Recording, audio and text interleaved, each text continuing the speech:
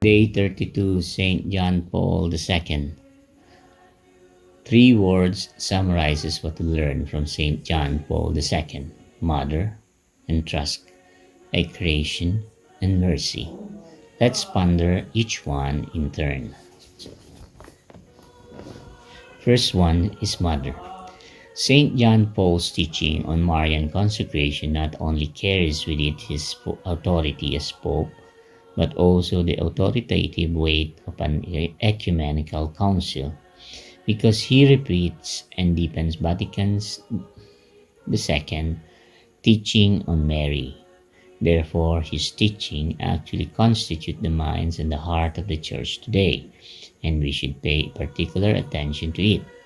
So, what is the mind and heart of the Church telling us about Mary? It is pointing to Mary's material mediation. It is saying she is our mother in the order of grace.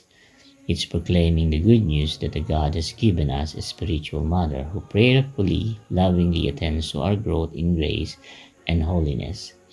This new motherhood of Mary in the life of the Church, in the life of each one of us, is a constant, controlling, beautiful background to everything we've said about Marian consecration, or what St. John Paul II often calls entrustment.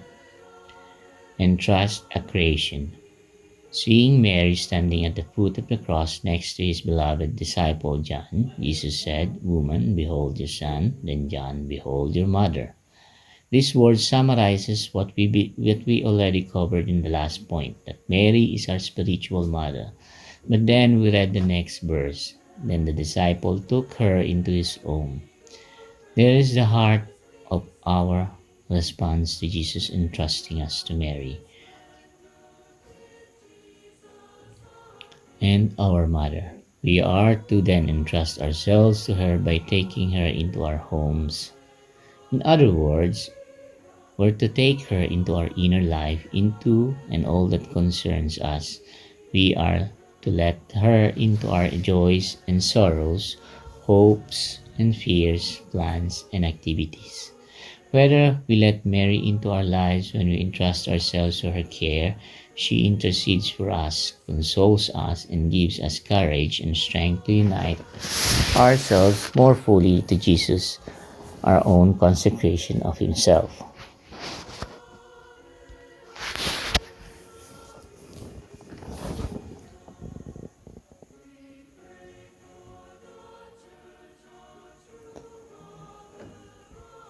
Our own consecration of Himself for the life of the world. In other words, she brings us to the cross of Jesus, which is the final meaning of Jesus' self-consecration, and she inspires us to spend ourselves for the salvation of the world, to take up our part in the work of redemption as we take up our cross, as we live within Christ's own consecration. We may become spiritually thirsty, desolate, and tired. That's when Mary carries us to the pure side of Jesus, the fountain of mercy, where we find our ceaseless source of strength and holiness. Thus, St. John Paul's mind entrustment to Mary leads our consecration to Christ. In other words, one might say it's a movement of entrust, a creation. The third word, mercy. Ultimately, Marian consecration leads us to divine mercy. Ours of consecration to the Immaculate Heart of Mary lead to act of trust in the merciful heart of Jesus.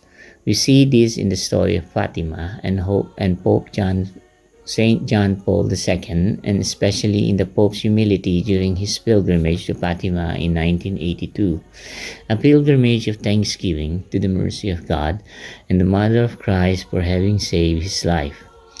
In that homily, St. John Paul II repeatedly pointed out how Marian consecration leads us to the pierced heart of Jesus, the fountain of mercy. This connection is part of the will of Jesus himself, who said to Saint Lucia in 1936 that he wills the consecration to Mary's heart because I want my whole church to acknowledge that consecration that my mother requested at Fatima as a triumph of the Immaculate Heart of Mary, so that it may extend its veneration later on, and put the devotion to this Immaculate Heart beside the devotion to my Sacred Heart.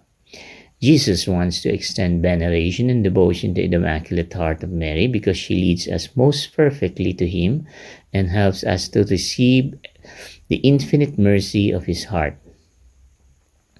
Today's prayer: spend the day pondering to St. John Paul's Marian teaching as it is summarized by these three words: Mother, entrust, creation, and mercy. Amen.